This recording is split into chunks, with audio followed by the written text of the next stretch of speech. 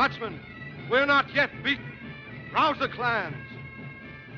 They've conquered our country, scattered our clans, taken our arms, and left us nothing but our poverty. But we'll fight on, though it leads to the grave. Go, then. This is our last hope. On to Edinburgh.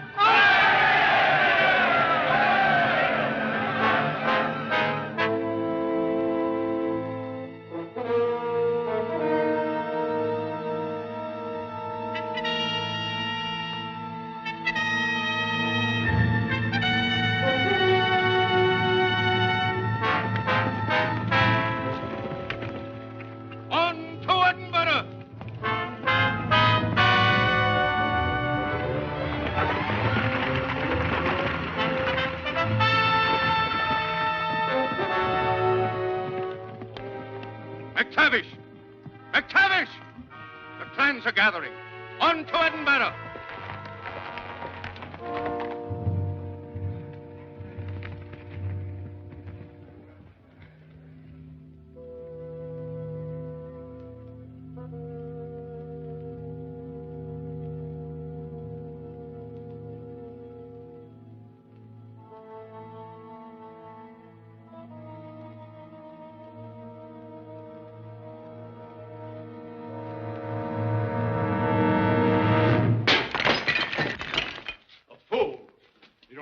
What's good for them.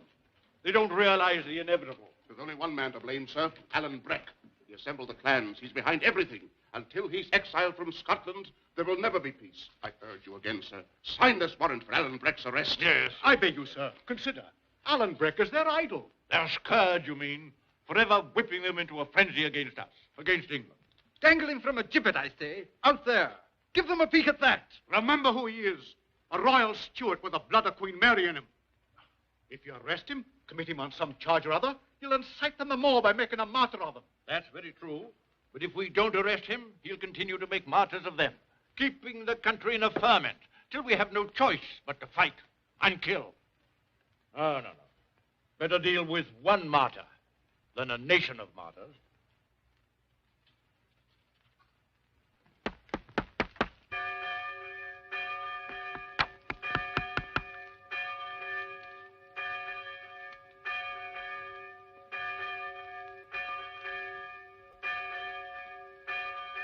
There's trouble among us again. Rebels riding by night, and the king's troopers along the highway. There's one man behind it all. You know his name. Alan Breck. That man is a traitor to our king. My father says he's a patriot. He is not. He's a traitor. Have no truck with him or his men.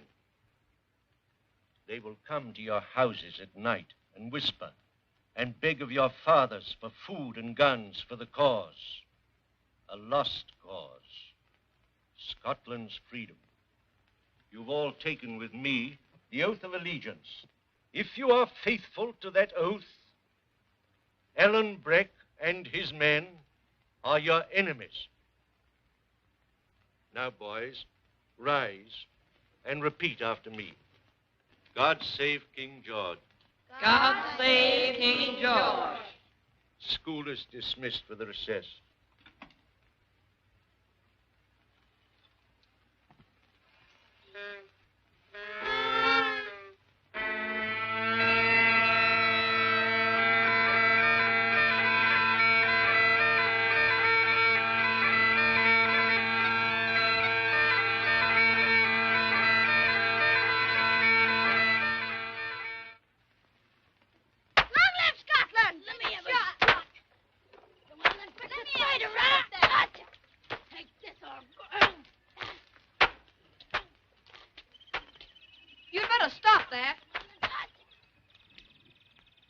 Who says so, schoolboy?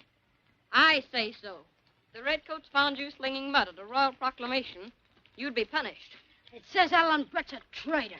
That's what it says, don't it, Sandy?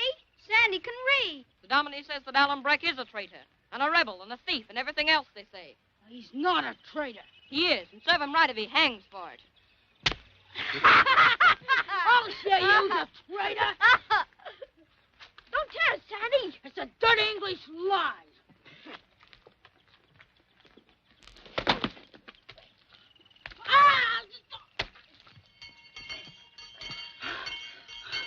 learn to mind the law.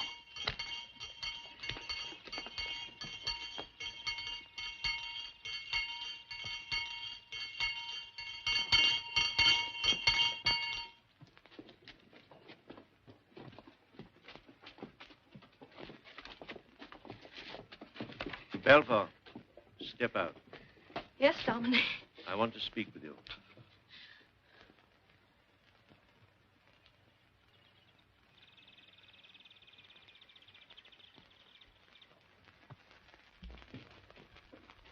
I'm sad for you, David. I couldn't help getting mud on my face, sir. Never mind that now. Go and wash the mud off your face, boy.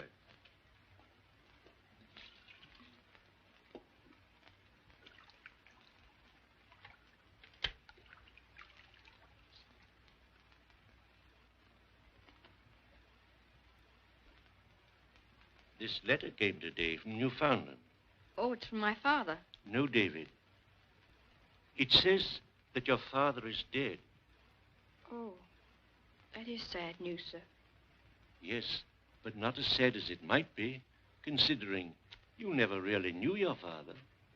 Yes, it's not a sort with you, Dominic. How was it he died, sir? Here, read it for yourself. Oh, I'll take it back with me to the classroom. Oh, wait. There's something else. Things are not going to be quite the same now, David. You'll be leaving us. Leaving? Oh, no, Dominic. Oh, steady, David. When your father left you here as a child, he gave me this. Told me that if anything ever happened to him before he could come back for you, I should send you to your uncle and to tell you to give him this. To Ebenezer Balfour. Yes, in Edinburgh. Edinburgh? But, Dominic, Mrs. Campbell, I don't want to go to Edinburgh. It's not far, David. It's but 2 days' walk. Come, David. It's not so bad as you imagine. From what I understand, your uncle is a man of wealth, lives in a castle. I'd tell you more about it, but it's always been a bit of a mystery to us. Your father living and dying in such poverty, with his brother so well-to-do. But it's not for us to pry. And you'll be finding out about it for yourself now. Wife, put his things together. And now it lies upon me to improve this parting. Heed me well, boy. I will, Dominic. These are sore times in Scotland, David. It's hard for a grown man to keep a level head, much less a lad of your years. Don't be fanciful in your notions, and don't be rebelling against the world you must live in. And above all, abide the law, boy. Abide the law. That I will, Dominic. Kneel, David. Merciful Lord, let him go forth in righteousness, humble of heart, practical of mind, strict of purse, and let him honor God and King. Amen. Amen. Amen.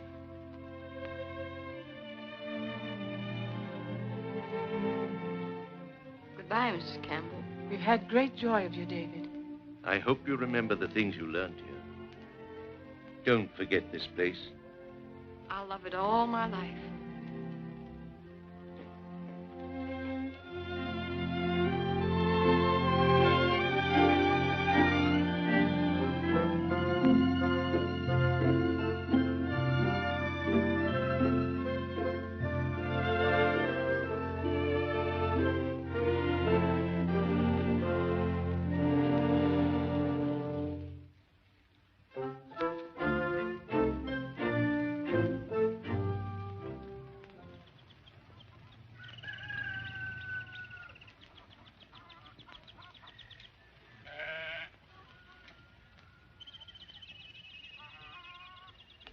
Good day. Good day, Minister.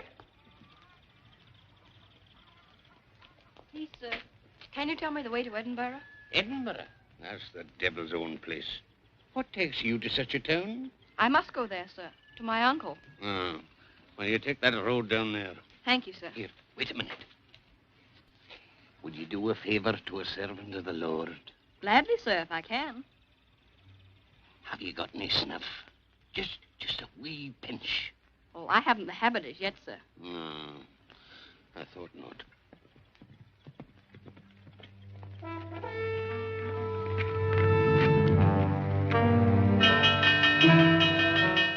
News! Something's happened.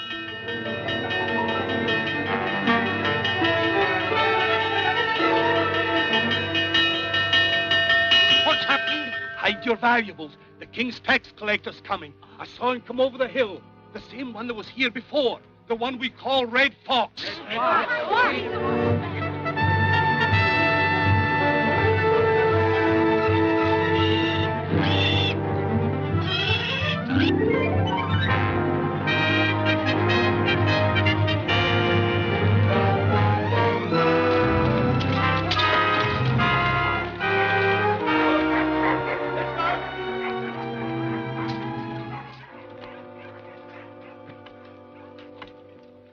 There's a loyal welcome for you.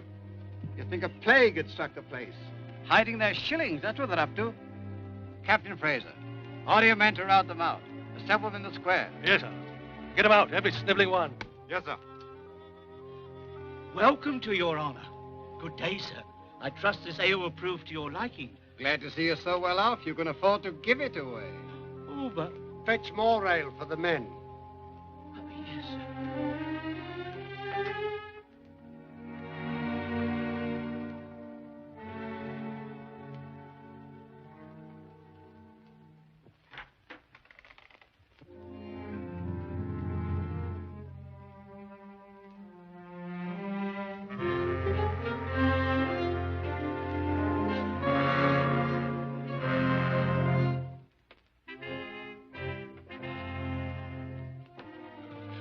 I beg of you.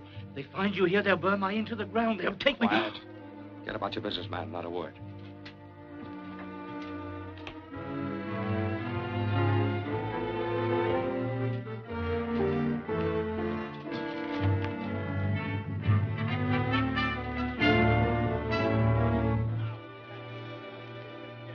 $8. Last time it was but 6. 8 shillings. Remember, James, wait for my signal. Aye. Now let's stay by the horses.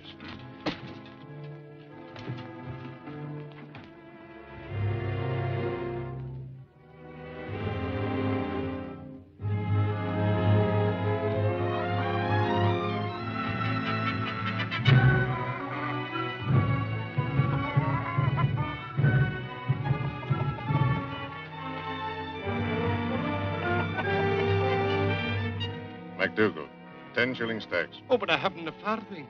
Nothing. Nothing? How did you get that stomach with no money? I raise what I eat from the ground. Under Scottish kings, we paid in grain and cattle. I have a cow. A cow? Have I ruined my carriage for your filthy cow? Search him. Don't hurt him. He's a minister. He's a man of God. Get out of the way.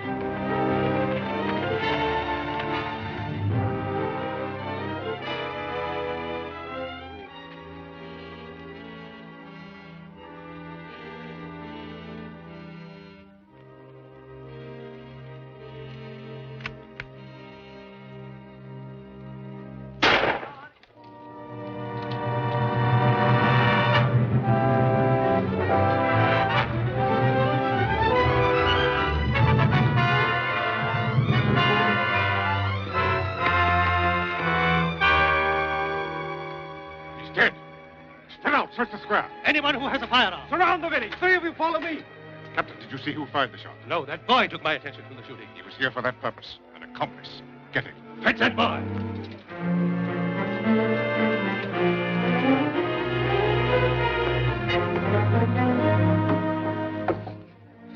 They're after this boy. He must have seen who did it. Come on.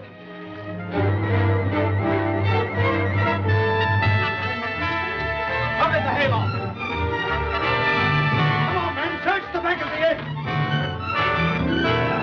It's Alan Breck.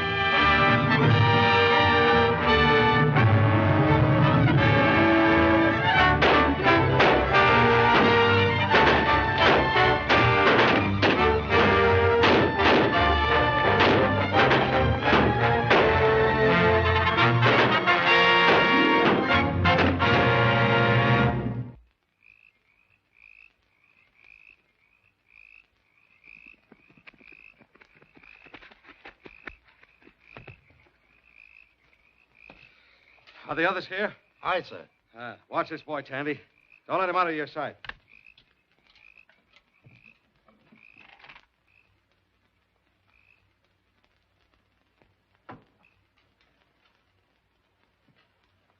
You blundering idiot. I told you there was to be no bloodshed. I aimed as you told me. You were told to frighten the horses and start a runaway so I'd have a chance to get the money bagged. I know, but is it my fault if the Red Fox crossed my line of fire? I didn't mean to You didn't mean. I don't believe it. There was a chance to settle your score with the Red Fox and you took it. Well, it's just what the Duke of Argyll has been waiting for. A chance to swing a few of us from the gibbet. But they've no proof. Not a soul saw me. There was one who saw you, James. Who? A boy. Bring him in, Tandy.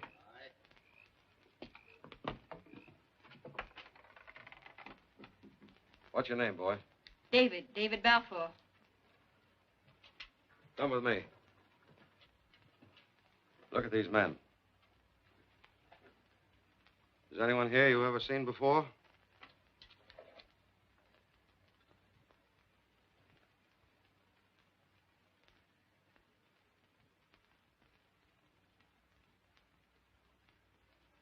Is there anyone here you've seen? You're rebels, all of you. I'm not going to tell you a thing. It's well you nabbed him, Alan. We'll fix him so he can't blab. Fix him? What else? They'll hang the man who did it. They can't hang a man until they've caught him, Jamie. There's no need to talk in riddles. I know who did it. That one. And I know who you are, too, now. Alan Breck, a fugitive from the law. Well, you're no coward, I'll grant you that. What stumps me is where you get such notions as set you against rebels. From Dominic Campbell, if you're of a mind to know. Order's order, he says, and law's the law. You saw for yourself the redcoats filching the pockets of a lot of hungry beggars. Is that law for you? They were collecting the king's taxes. England's king. Our king. Have you no pride in your Scottish blood, boy? Yes, but Dominic Campbell says that in time we'll be better off under the English rule. He says we'll have more trade and more food. Have you never felt the joy of being born free and a Scotsman? Have you never roamed the craigs and felt the wind blowing through your hair? But you can't buy porridge with wind blowing through your hair. And if you're a rebel, you're likely to get a cold blade through your gizzard. While if we do as the Dominie says, abide the law... You see, Alan, I told you he'd blab. We must fix him. You wouldn't have me murder a child. It's him or me. There's only one thing to do. You've got to get clear of the country. Take him to Glasgow and put him on the first boat sailing for America. No, Alan. You can't send me away to a strange land when everything I have's here. My house and my sheep and the girl I'm going to marry. Scotland's my home. It'll be your grave. Take him away. I will not go. You can't rob a man of the girl he's pledged to marry. Rob him of a flock of Shetland sheep, you mean? It's not the sheep. Nor the house, neither. It's Jeannie. I'll stay here and take my chances. You'll be the one that's taking chances, Alan, if you let him stay. Go get the girl and let him take her along. I've no time to go chasing after a girl, Douglas. But he's a coward for all his bluster. And if they nab him, he'll talk. I won't. I swear I won't. We're in a mess, man. Ship them both out of the country. Clean it up right. He's right, Alan. It is the girl you're thinking of. Well, it's Scotland we're thinking of. Where'll I find her? Near Glencoe. Beyond the Braes. What's her name? Jeannie MacDonald. All right, take him away.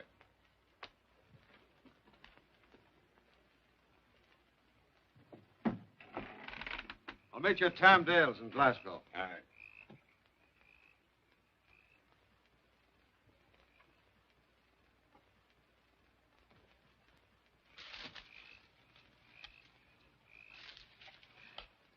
Where do you think you're off to? Well, I was going to Edinburgh. That's fine. I'd like to whisk you there on a broomstick. I've no choice but to take you with me, so that law-abiding tongue of yours won't wag. Come on.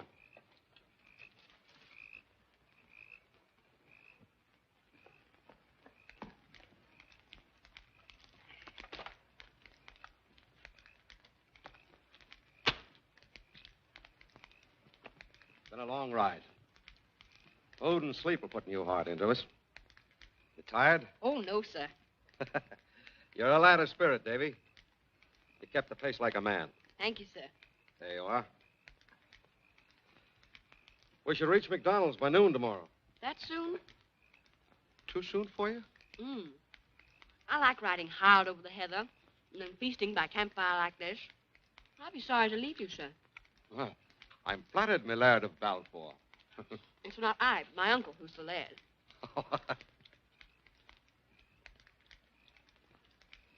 Though we're on opposite sides, Mr. Breck, there's much about your life that's, well, quite noble. Thank you. It's a great pity a fine lad like you should have been weaned the wrong way. Well, that's a matter of opinion, sir. Perhaps. I suppose you couldn't be persuaded to swear allegiance to King George. I doubt it. I had my doubts also. It's too bad. I'd like us to be friends, but Dominic Campbell would never approve of you. Nor I of him. It was a Campbell who first waved the white flag and bent the knee to England. They're yellow bellies, all of them. Not Dominic Campbell. He's a man of God and a gentleman. If he's a Campbell, he's a law-abiding, penny-pinching yellow belly. He is not. He is. He is not. Not another word, or I'll be showing you the strength of my boot.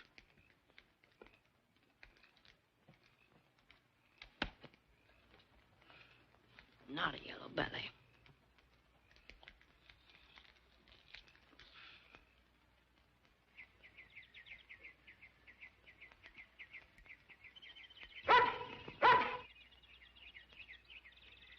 I've no heart for telling the girl I've whisked away our bridegroom. I think she should be grateful. Go ahead, lass. Jean MacDonald, Aye. have you no respect for the English laws forbidding the wearing of kilts? Or the game laws bagging grouse at this season of year? We have not. Nor has this fowling piece neither. If you're one of them game wardens trying to deny poor Scots folks the wild birds of the air... You hear that, boy? I'm proud to know you, MacDonald. And you too, Miss Jean. Who are you? What's your name? Alan Breck. Alan Breck? And to think that I mistook you for an impudent English braggart. Won't you come in, sir? Aye, Alan thank you. Breck. Mother, do you know who's here? Alan Breck. Maggie, who do you think this is? Our great Alan Breck. My wife. Madam. Oh, sir. And this is your son. Me, sire to that? Sit down, boy. A miserable yellow belly mother I was forced to bring along. Forgive me, sir. My, but this is a big honor. Come in and sit down. Thank you. Aye, you're right. Down some ale. What a great day it is to have you in this house. A bad day, I'm afraid. I've sorry news for you about the man you're plighted to. Jamie? He's in grave difficulty on account of having killed the king's tax collector. What? That jellyfish? He's got to flee the country to America. Oh, there goes our chance to marry a stone house.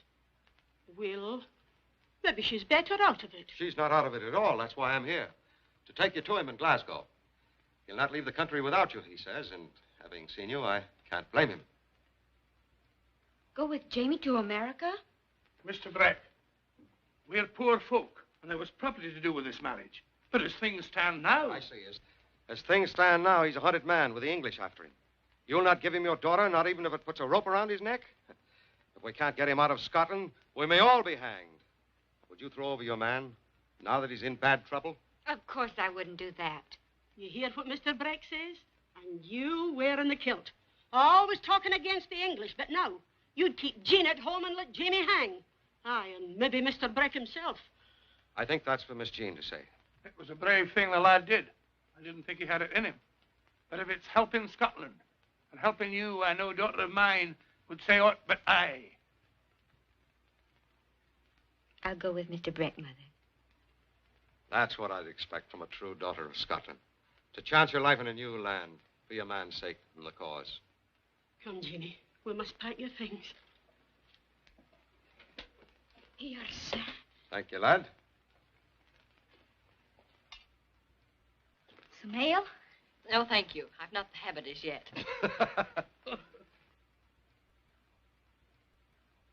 We were resigned to you marrying Jamie and living in the next parish. But America, never to see you again.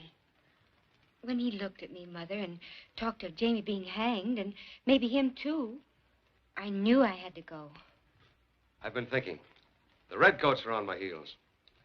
Now, if I were disguised as a country fellow with a cart, driving with my wife and boy, the three of us could ride safely through the patrols to Glasgow. I have a horse and cart that'll just do for you. Hey, that's fine.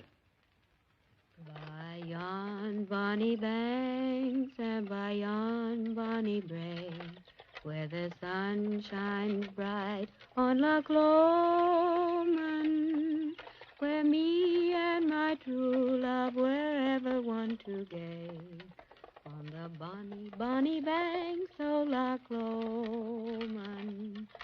Oh, you take the high road and I'll take the low road, and I'll be in Scotland afore ye. But me and my true love will never meet again on the bonny, bonny banks of Loch Lomond. You carried that tune splendidly, Mrs. Mackenzie. Oh, thank you, Mr. Mackenzie. The redcoats. Keep on singing. Oh, ye'll take the high road and I'll take the low road, and I'll be in Scotland afore ye. But me and my... Whoa. Who are you? Kenneth Mackenzie of Ben Alden. And my wife. And you, boy? David. David Mackenzie. Yes, and my son, David.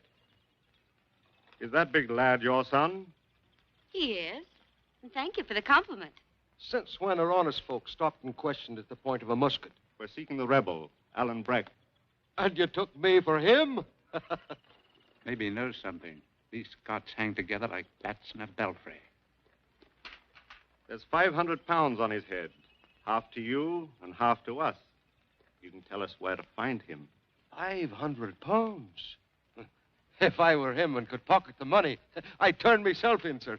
Come on, lad.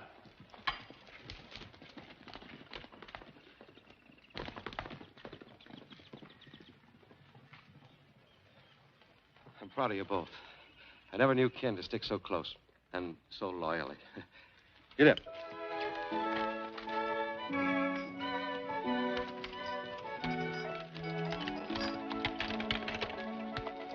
Whoa.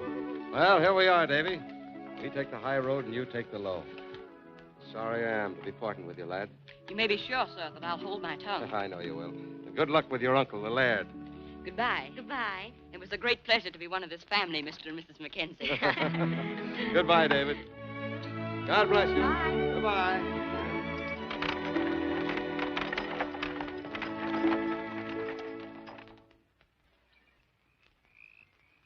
Take your time, Sandy. That's right in the middle, sir. Ah, that's a fine one. That's good. 15, 20. That's 20, 40. Good.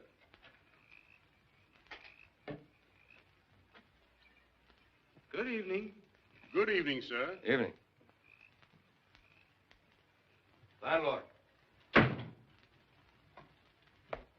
Have your room for man and wife for the night. No trouble about a room in these times.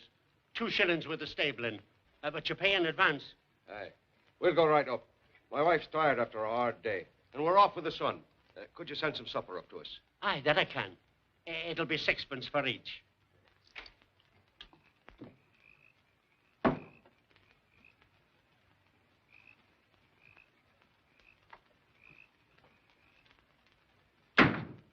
Hey, landlord.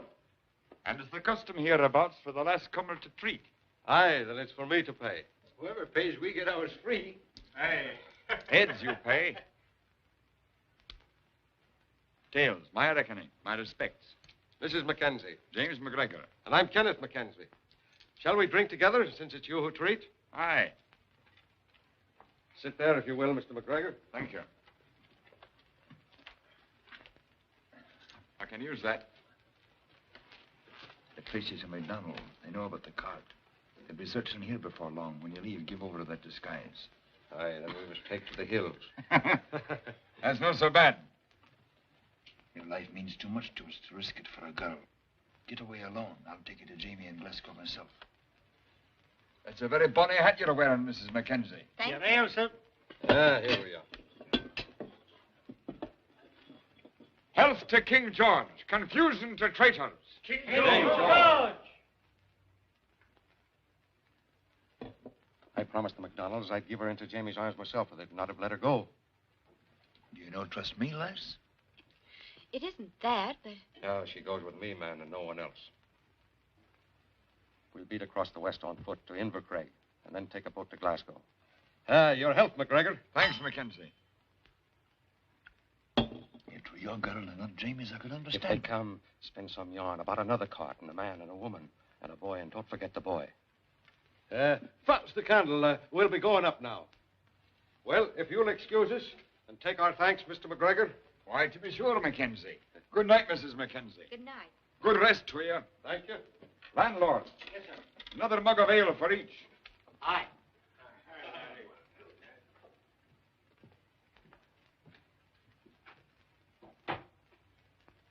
It'll be like this someday with you and Jamie in America. He coming home from a day's work, taking off his shoes before the fire, with a good wife waiting for him, and maybe a bairn or two climbing on his knee. It's a fine life for a man, but not the life for me.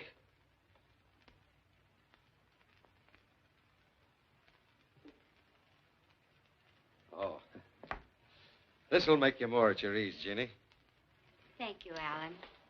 But where?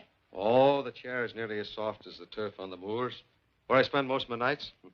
And this may be the last soft bed you'll sleep in for many a night.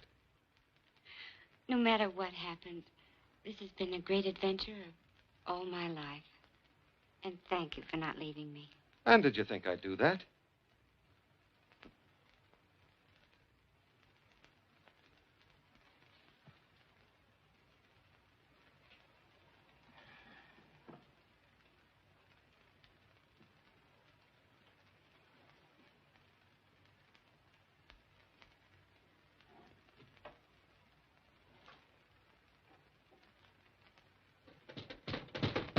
Open in the name of His Majesty. What in the world, gentlemen? Keep your mouth shut. Give me that letter.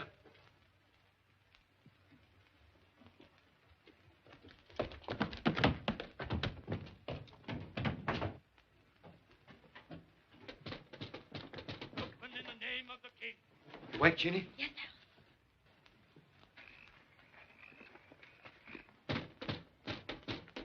Redcoats. Quick, Alan, get into bed. Open in the name of His Majesty. What might this mean? Look for the boy.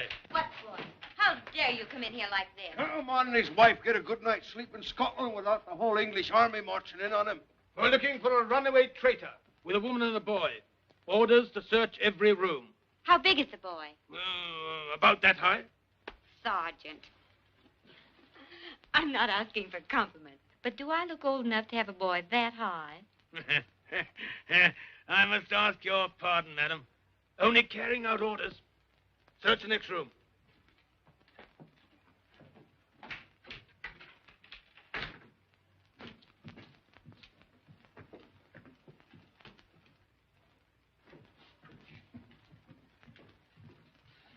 You're the bravest girl in Scotland, and the last with the quickest wit. We must take to the hills with the morning.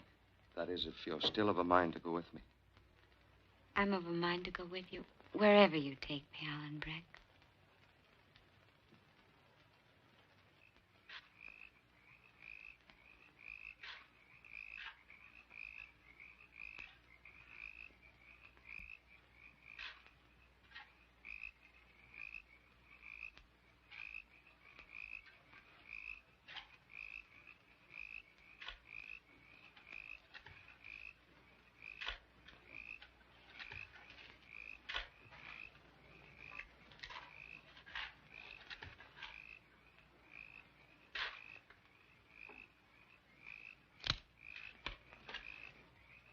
Who's there?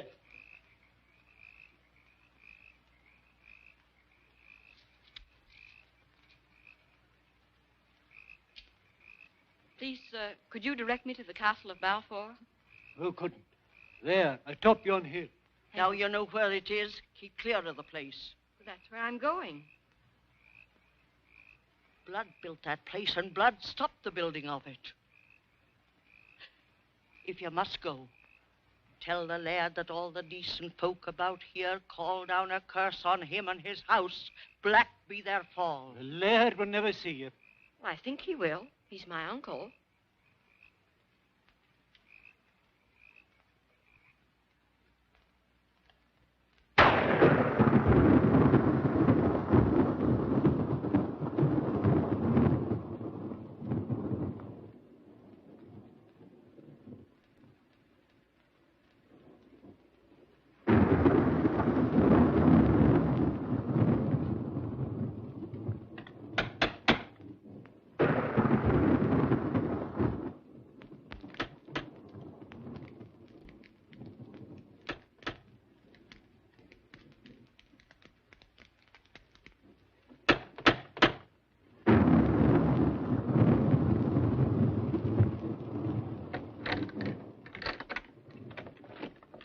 Away. Get away from here.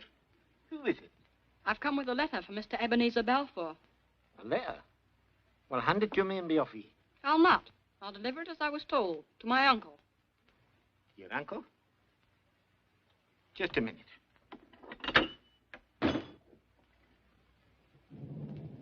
Come in.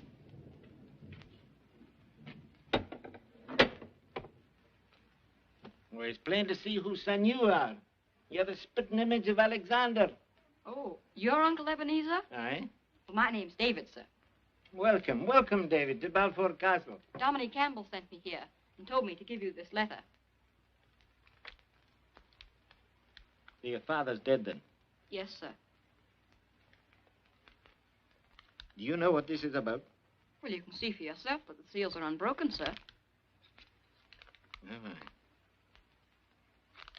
Well, come along, David. I was just having supper. I'm glad to hear that, sir. I'm near starved.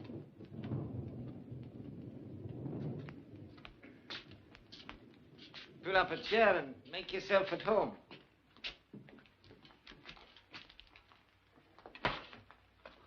You live in this big place all alone, Uncle? Do the cooking and everything? Aye. And I'd have cooked a wee bit more porridge if I'd known you were coming.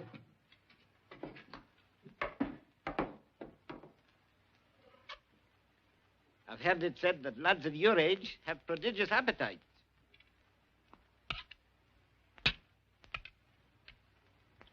There you are, my lad. Eat heartily.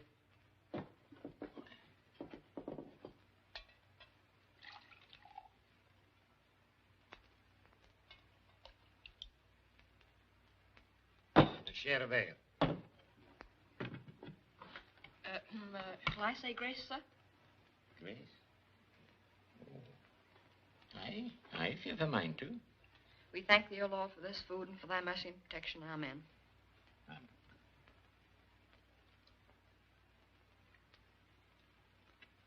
Aren't you going to read your letter, Uncle? Aye, aye. I was forgetting, aye.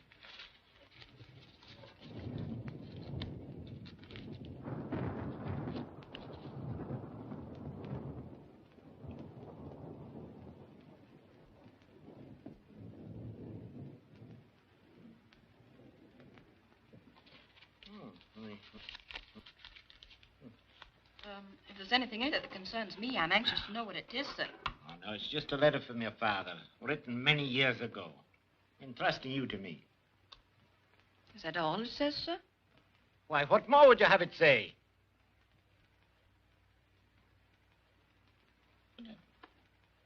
I have a great notion of family, and I'll do handsomely by ye.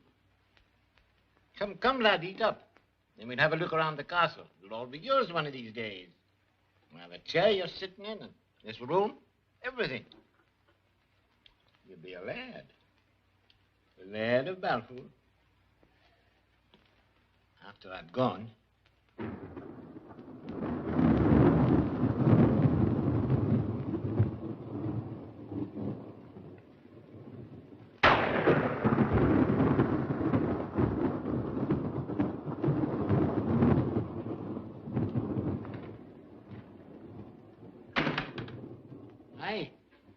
you doing? It's cold in here. Why, that's Pete, lad. Pete, 2 shillings a chaldron. You must be sparing me.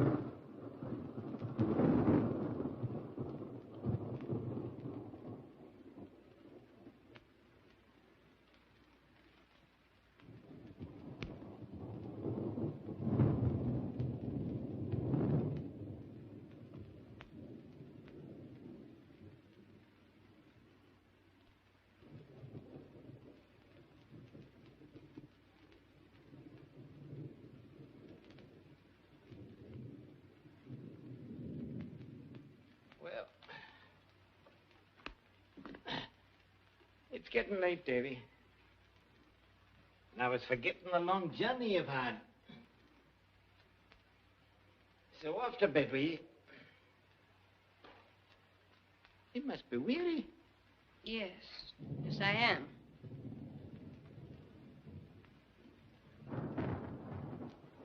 I got a fine room for you up in the stair tower.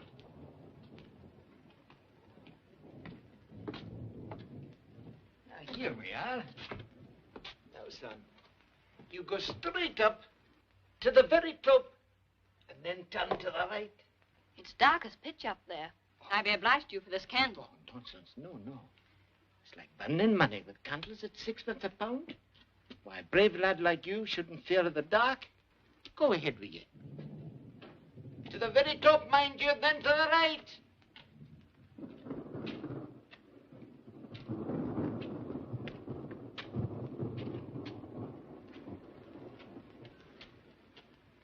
Good night, David. Good night, Uncle.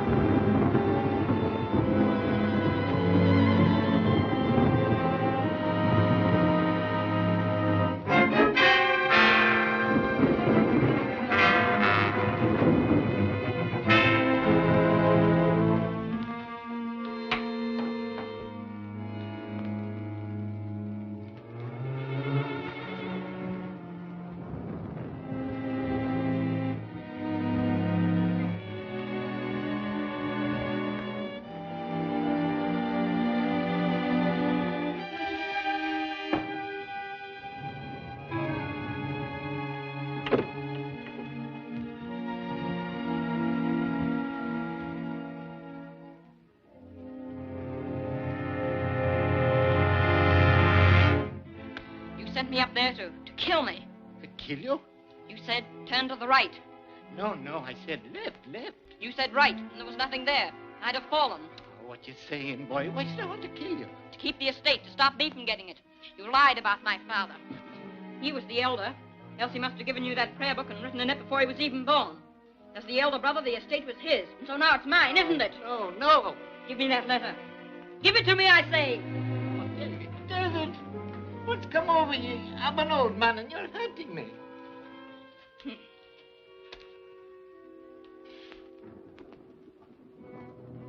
Dear brother Ebenezer, the bearer of this is my son, David, heir to the lands and estates of Balfour.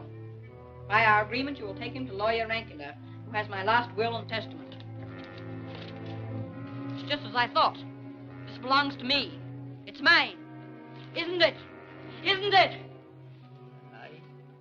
Aye. Tomorrow, first thing, we'll go to lawyer Rankler's.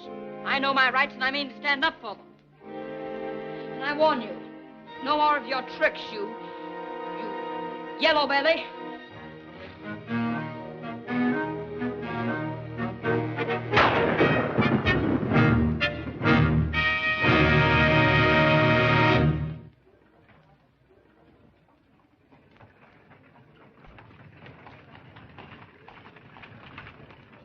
Your father and I both fell in love with her. She was lovely, my mother, wasn't she? Why, indeed she was. And for the loss of her, I never forgave your father. We quarreled bitterly. To settle a dispute, Alexander took her. And I took the estate. Unless there should be a wee heir. That would be me. Yeah, that would be you, Davy.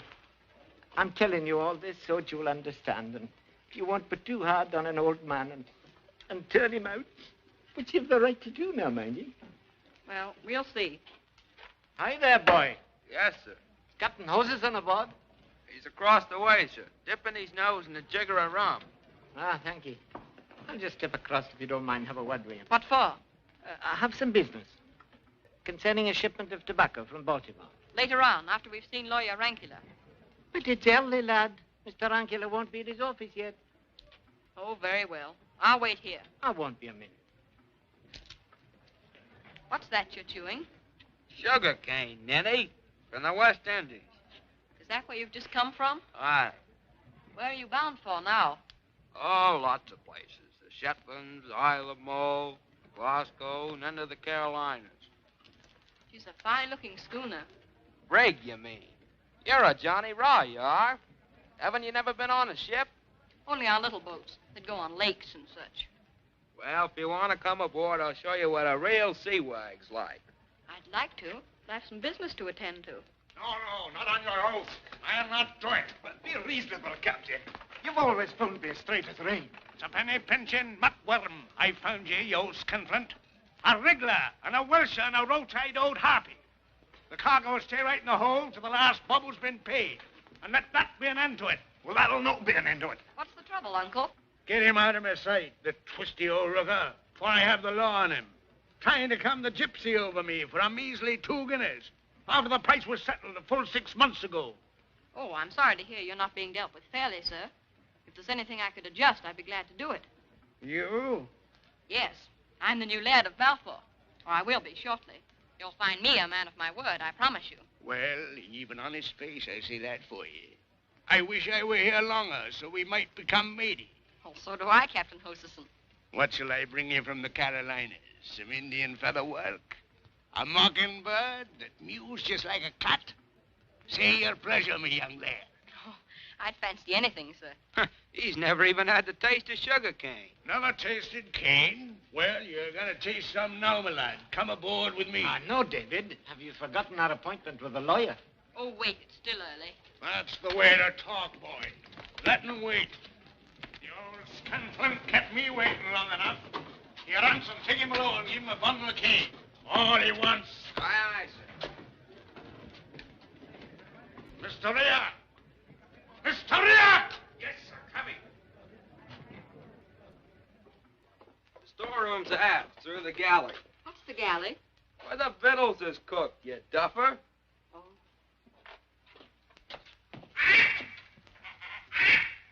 What kind of cargo do you carry? Sometimes one thing, sometimes another. But we always carry plenty of nippers and gibbet birds. Nippers? Gibbet birds? Thieves, cutthroats, and women, too, sometimes. Most anyone has got to hop the country. Captain Hoseason sticks him a fine penny for passage. But Captain Hoseason seems to be an honest man. Look off! Forward line! Moving! Look out! Turn line! Man, yards, and stay! All in here! Uncle, help! Help! Help! Help!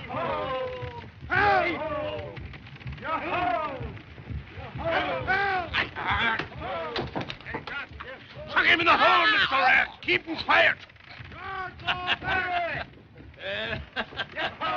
Stand by your braces. Set your foresail. Pleasant voice to you both, Hoseason.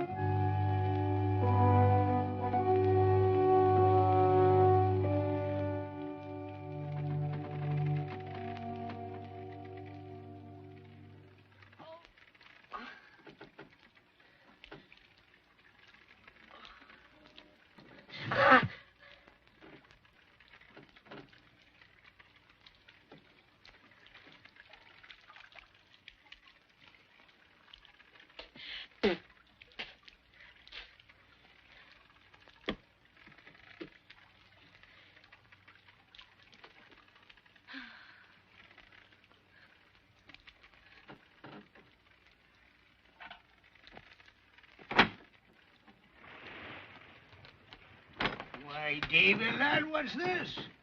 Kept ye down here all this time, did they? Water, please, Captain Hoseason. Nothing to eat, nothing to drink, no air. What a shame. What you need is the salt wind in your face on deck, and you'll be feeling fine. Yes, please, Captain Hoseason. Let me out of this terrible place. That's the way to talk. And no more yelling and screaming and struggling now. And we'll keep our mouths shut, won't we, Davy? Yes, Captain Hoseason. I promise. That's a good lad. We'll make you a cabin boy. Come on, get up. Get up! Well, so you haven't got your sea legs yet. What a pity.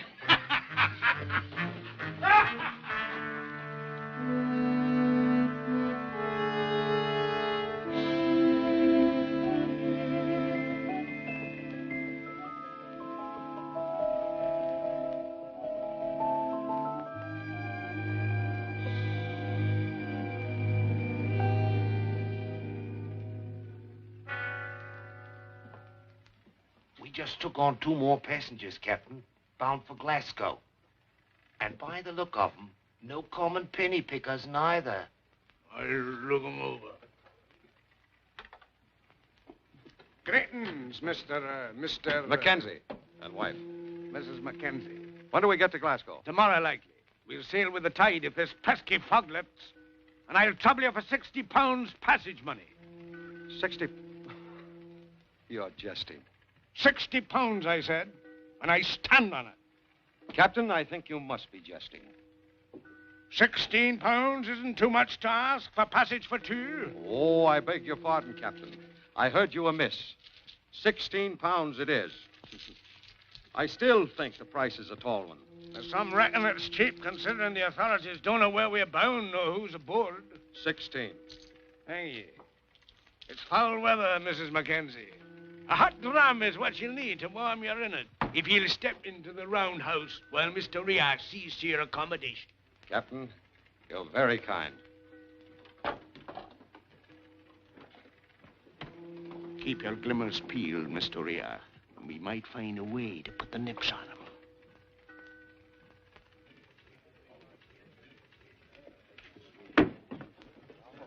Come inside and make yourself at home. Get out. Take a seat, Mrs. Mackenzie. It's a bit hard, but it's the best we got. Thank you, Captain. Ransom. Ransom. Aye, sir. 2 hot rams for Mr. and Mrs. Mackenzie. Right away, sir.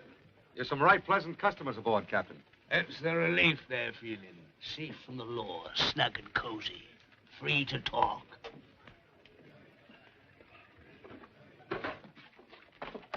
Look sharp, me young lad, and hustle out 2 hot rum. Right away, Mr. Ransom. And mind you keep Mum out there. You don't want to get chucked back in the old. Oh, I will. I promise the captain. Not I will. Aye, sir. Aye, sir. Ah, we'll make a bloomin' seaman out of him yet, won't we, Blubber? He's a likely lad. He'd be well on his way. If he once got a peek at Captain Kidd's treasure. Now. Don't go spoiling him, Ransom. He's only fresh out of the hatch. What's Captain Kidd's treasure? Let's show him, eh, Blubber? I says no. Come here. Hold up your thumbs. Yeah, like this. That's it. Yeah, pinch of salt. Now, which thumb is the salt on? Both thumbs, of course. You sure? Now look close. How can you see it? Now can you see Captain Kidd's treasure? Yeah. Come along now. Off it.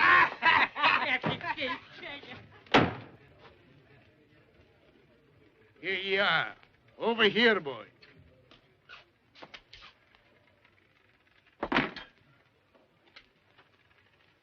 Oh, you know each other. No, I'm afraid I haven't had the pleasure. Nor I, sir. Then what are you gaping at, so mopide? Nothing. Look alive! Clear the tables! Aye, sir. I'm putting them in Mr. Curly's cabin, sir. Mr. Curly died of the lung fever last trip out. But you'll find it a right snug cabin. It'll serve. Come along. Good night to you. Good night, Captain. Sleep well. Can't believe it of Davy. Telling us those tall stories about his rich uncle, the Laird, and that castle in Edinburgh. All the time he's a cabin boy on this foul brig. I'm sure he won't give you away. He's fond of you, Alan. Hi there. David. I'd like a word with you, lad. In my cabin. But I must be going, Jeannie. Wait. This may be our last chance to talk, alone. Talk? Haven't we had enough talk? We've done nothing but talk for 2 weeks. I'm sorry you feel like that about it. I know you're doing it all for Jamie, and I know I've been a great trouble to you. Oh, no. No, you haven't, Jeannie.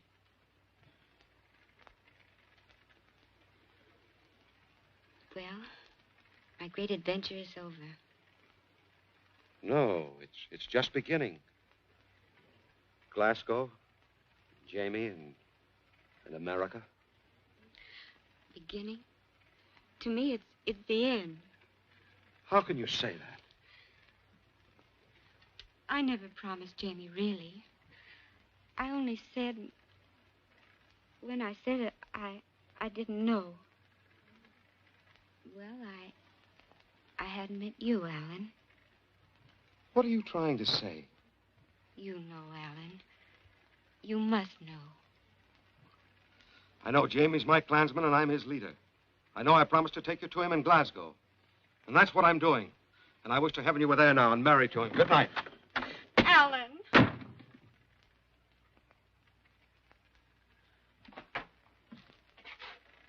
Now, Davy, lad, let's understand one another, man to man. I've been kind to you. I'd like to go on being kind to you. But if you don't tell me who that man is you recognized, I'll whack your head off. His name. Speak up! Speak up!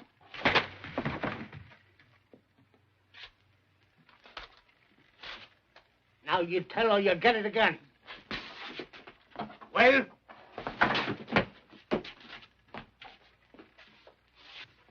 I'll make her talk.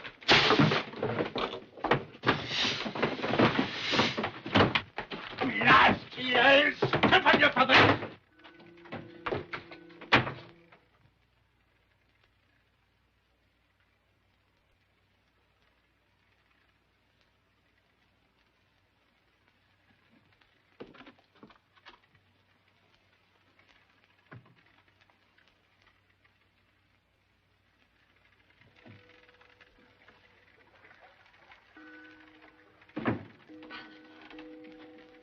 We've got to get away off this boat. There must be a skiff, and it's not far to the mainland. I've thought it all out. What's come over you? What's wrong now? They're after you. They know who you are.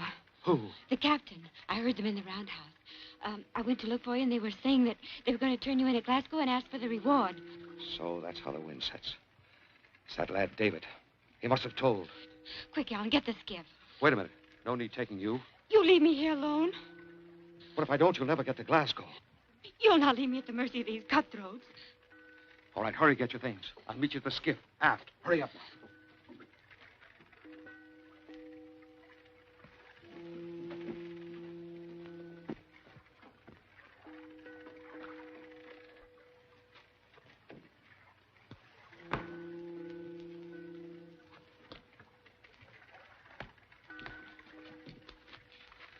little sneak.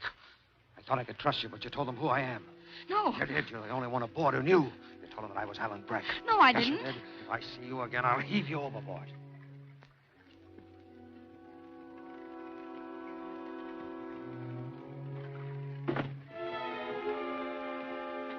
The man who calls himself Mackenzie, well, he's Breck. Breck, Alan Breck, the rebel with 500 pounds on his head. 500 pounds?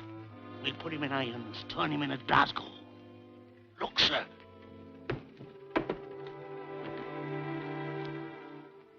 Get all hands on deck. Aye.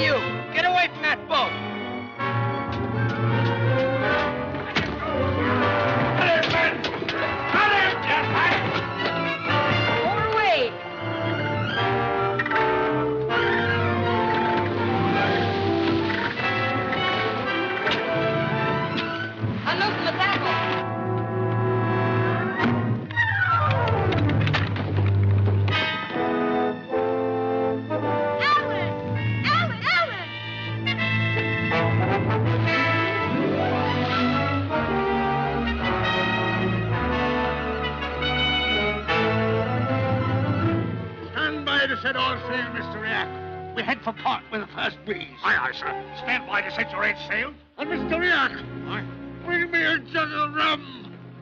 Yes.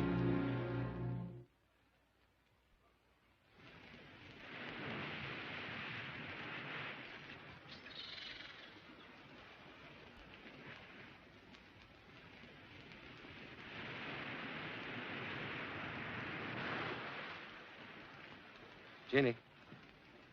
Jeannie.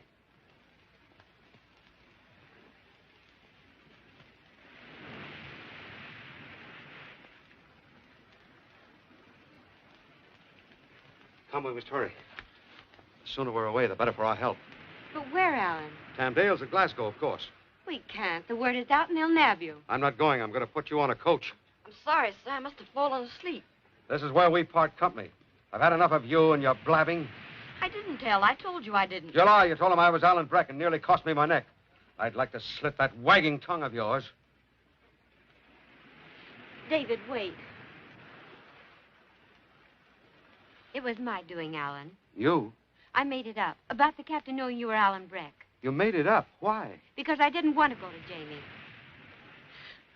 Please, take me with you wherever you go. Can't you take no for an answer? No.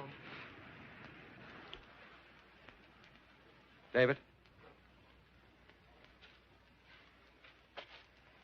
David, I misjudged you.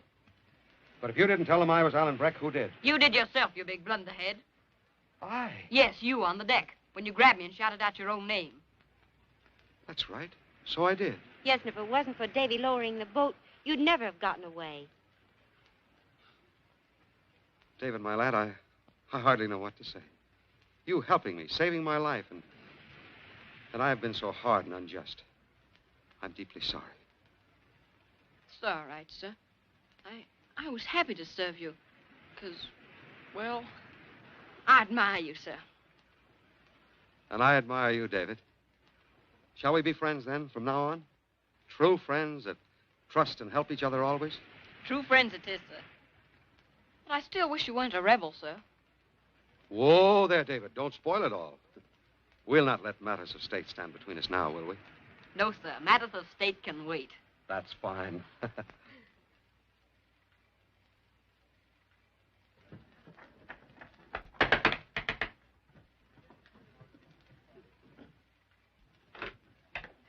Good day, Mr. Balfour.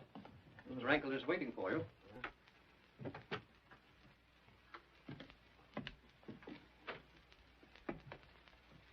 You bid me hither, Ankle. What for? Ebenezer, these two are Highlanders from the Isle of Mull. Be you the lad of Balfour? Aye. What would you have of me? We'll speak with you alone, or not at all. Oh, very well. I'll be in the room beyond if you need me, Ebenezer. Come, Torrance, and bring your scribblings. Now, wait. And while I was collecting driftwood on the beach near our cottage, I came upon a lad. He was half drowned. A lad? A kin of yourn, he claims. David Balfour. We took the lad in. We're here expecting you to do right by us for tending him. Aye. Oh, so that's it. Will you no get a shilling out of me? For the shame of it. You'd not be deserting your own brother's son. He's a worthless lad. I have no call to interfere. Oh, you're saying, man, you don't want him back? Aye. Well, keep him we will, then. And all we'll ask of you is the sum what you paid Hoseason.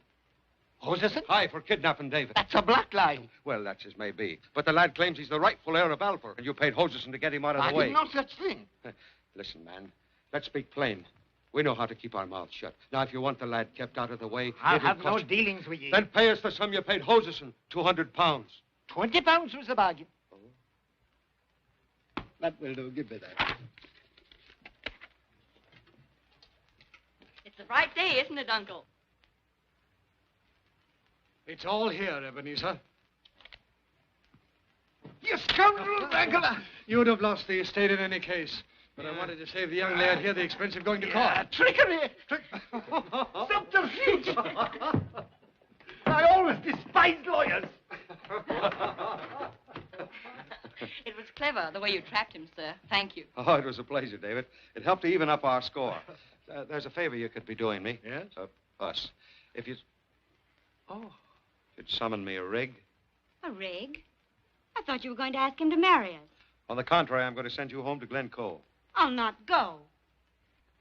Is it not the Scottish law that if a man trundles a girl all over the countryside, and it's been all of 3 weeks, are they not then man and wife? Oh, well, that's a moot point. And depends upon the whys and the wherefores, and... David, I think perhaps we'd better get the rig. Yes, we must hurry.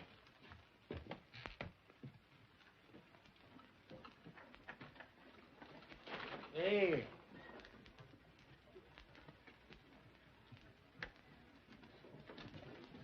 Come on. Along.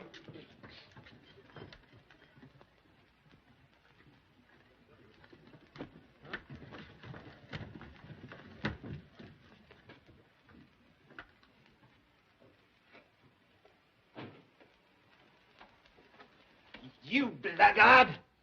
Me? You're a double-dealing scoundrel! What's come over here? You bargained to take the lad to the Carolinas, and instead you put him off at the Isle of Mull. You're off your chump, man. I did no such thing. Oh, you lie, Hoseason. He's back here now in Edinburgh with a couple of scheming friends. 2 friends? Aye. A frisky young upstart and a wench with carroty hair? Aye. Where is he? At Lawyer Ankle's. That's Alan Breck, the rebel. 500 pounds on his head. That's why I'm here in port. Look. Come, quickly. Alan, the redcoats, they're coming with Hoseason and my uncle. Look after her, David. Where is he? Hey, wait.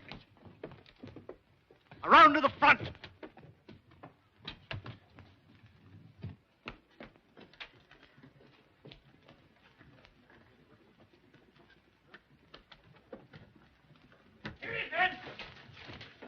Hold here, light. They've got him.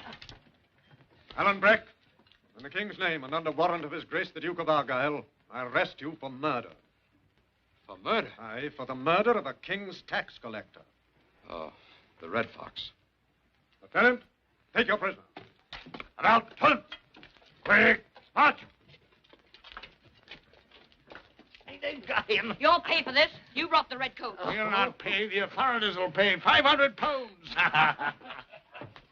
We'll take them to court for the kidnapping, both of them. And I promise you, Davy, they'll hang for it. And that's bad.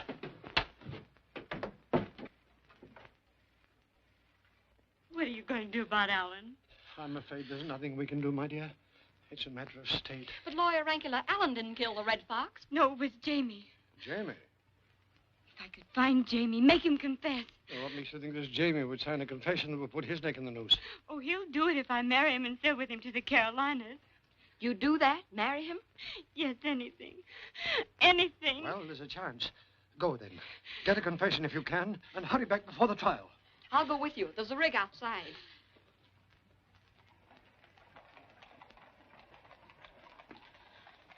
He's gone? He sailed weeks ago. The very same day he got here.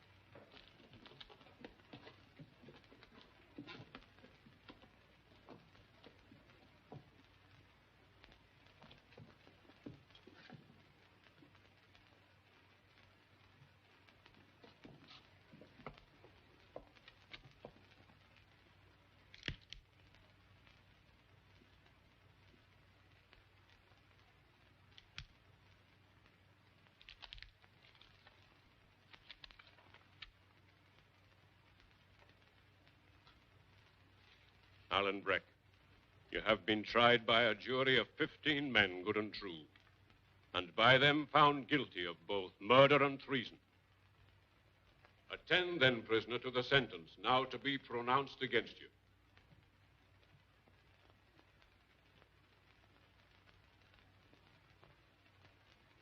Alan Breck, you shall be hanged by the neck until dead. Thereafter your body shall swing in chains on the gibbet. Forsake, therefore, all thought of this world and prepare for the dread moment of eternity. Prisoner, have you aught to say why this sentence should not be executed? Very little. You can hang me for hanging's sake, but not for murder. Of that I stand innocent.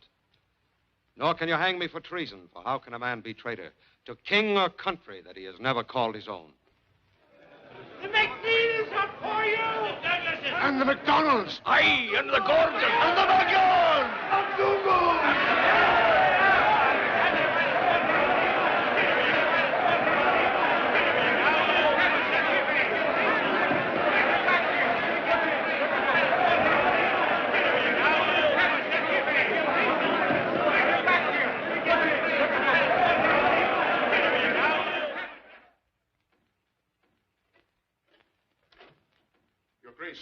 The clan leaders are here. They demand an audience. Don't see them, I beseech you. How dare you? Stand back. I'll call the guards. I'll see them, Colonel. Your Grace, we speak for all the clans of Scotland. You must not hang Alan Breck. Alan Breck's name is a prayer in every Highland heart. Of all black deeds, this will be the worst. It means blood, Your Grace. Blood. Aye. Threats are useless, gentlemen. Justice must be done. Alan Breck stands convicted of murder. Grant us his life, and we swear to submit to English rule.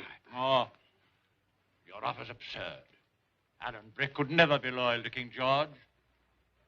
Gentlemen, we all want peace. England wants it. I want it. Scotland needs it.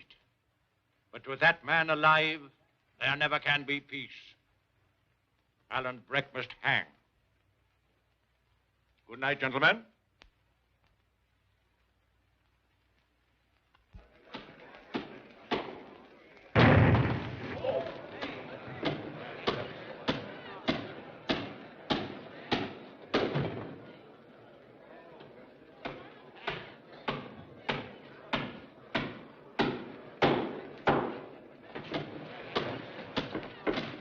stop here, driver.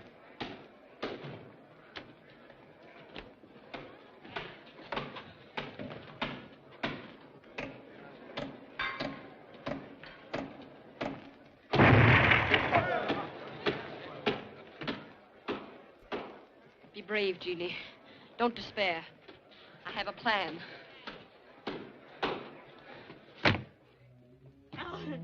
Jenny.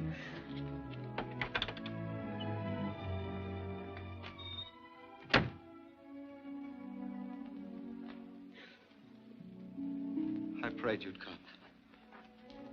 What are these? Tears? Huh. Where's that little wildcat I trundled half across Scotland? I'm not a wildcat. What are you then, Mrs. Mackenzie? Oh, Alan, if I only were your wife. Couldn't we wed before then? Before they hang me? You'd like that, Jeannie? If you love me. My heart turned to you from the beginning, against all reason. But you knew that, didn't you? Yes, I knew. And now that the end is near, nothing seems real but you. The certainty of your love is the only certainty I have. Alan. There, courage, courage. I can't. I want to be brave, but I can't. There.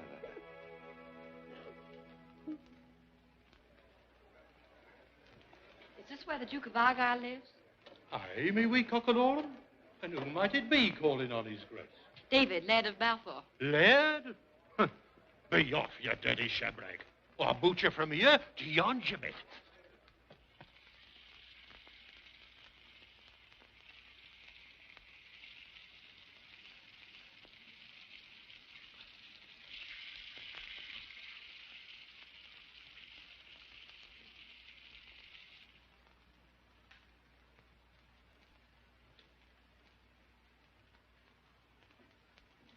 I hesitate to despair of his grace. Oh, don't be a fool, man. Come in, come in, come in.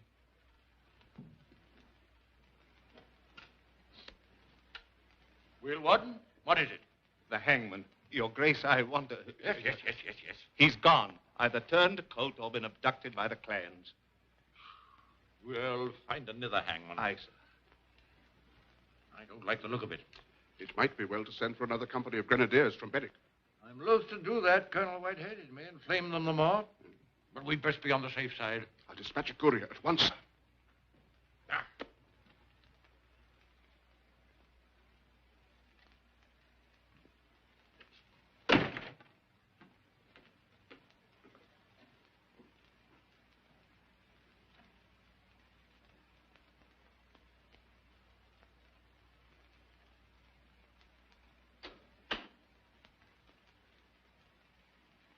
Who the deal are you? Please, Your Grace, please. Let Alan Breck go free. You mustn't hang him. He's innocent. I know the man who killed the Red Fox. I saw him. It's the man they call Jamie. Oh? And where is this Jamie person? He's gone, sir. He sailed for the Carolinas. Oh, he did he? And do you realize what this means? Confessing to having shielded a murderer? Aye, sir. Hanging. Oh. And yet you came here. Knowing that, eh? Aye, sir, Your Grace. Why? Well, I'm no rebel, sir. But Alan Breck is my friend, and we're pledged to help each other always. And if you'd be so good as to pardon him, sir, I can keep him out of Scotland. You see, sir, well, I've come heir to a lot of money lately, sir. And, well, I'll send away to France, to America, any place you decree, sir, and we'll keep him there. What makes you think he'll stay there? Oh, I've someone to help me, sir. It's a lass who has a way with him. If you'll only spare his life, sir. His fate's decided, my boy. I cannot change it. But while I have no fondness for his neck, I've a sort of liking for yours. To get you home. And thank your maker that you're not going to hang by the side of your friend. Well, it's small comfort, sir. If you but knew him, spoke to him. You're so alike. Alike? In what? In your love for Scotland.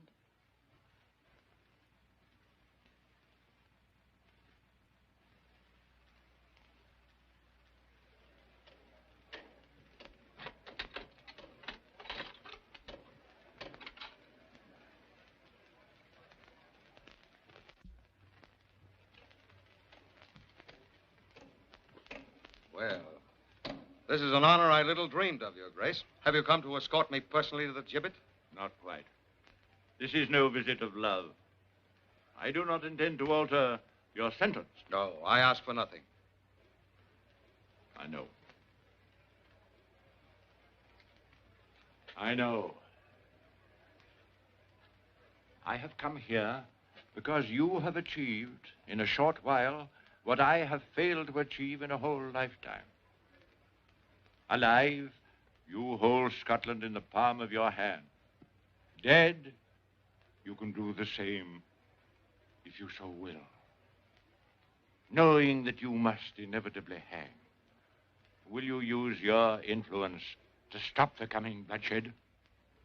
Will you go with me before that mob? Tell them to disperse.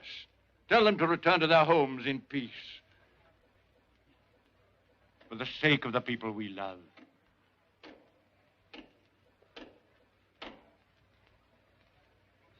I don't want bloodshed either, but there are great wrongs in Scotland, and it's better for people to die righting them than live to be beaten, bullied, and cheated by thieving tax collectors. Aye, that's a reform I'm strongly for. But it takes time, man. Time. It sticks in my mind that there was once much talk of your ridding us of them, or resigning your post.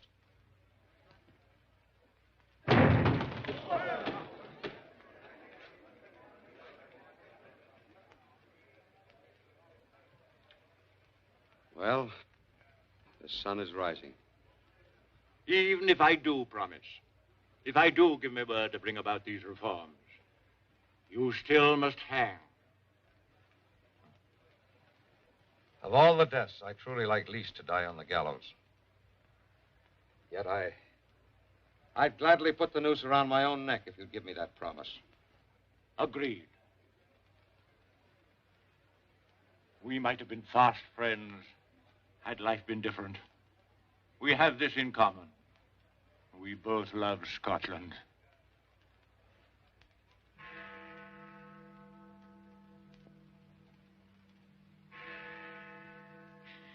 Oh, Father in heaven, don't let him die. Save him. Please don't let them hang him. Hear the word of God, my child.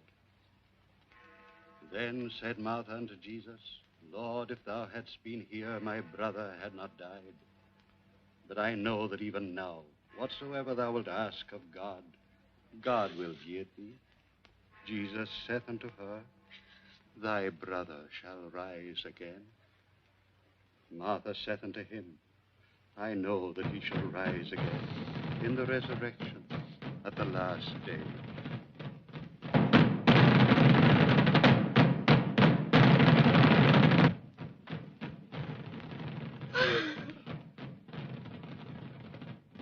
And Jesus saith unto her, I am the resurrection and the life. He that believeth in me, though he were dead, yet shall he live. And whosoever liveth and believeth in me shall never die.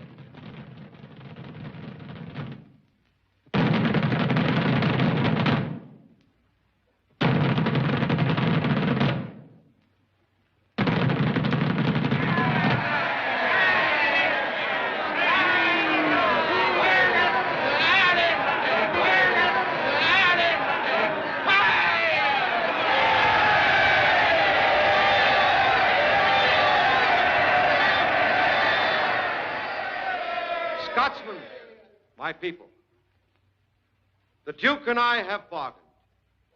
He has promised to lift the burden of our taxes, or no longer remain Lord Justice General of Scotland.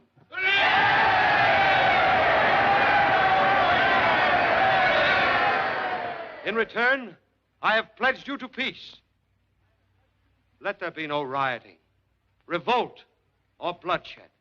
What about you, Alan Breck? What of Alan Breck? Alan Breck has asked naught for himself. Yet, because of him, we are a people united for the first time. United, God willing, for all time. In the face of such service to the Scotland he loves more than life itself, I feel it my bounden duty to alter the sentence of hanging to exile. He's not going to die, David. He's not going to die.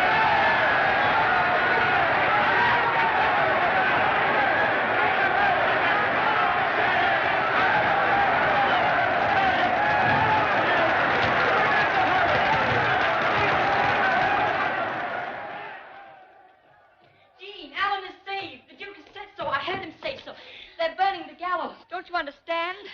He's not going to be hanged. He's not going to be hanged. Oh, Davy.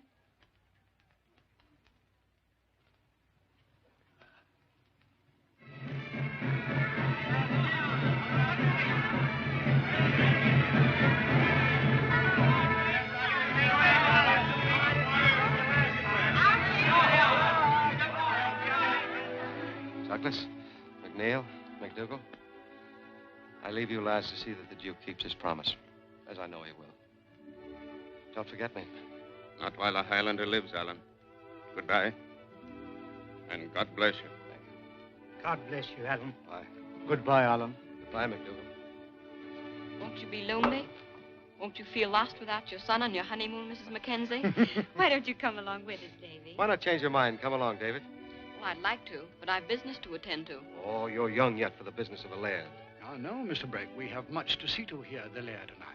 Yes, after all, I am the laird of Balfour, and I must stay here and grow up to be a good Scotsman. That's right, David. Your place is here. Scotland forever.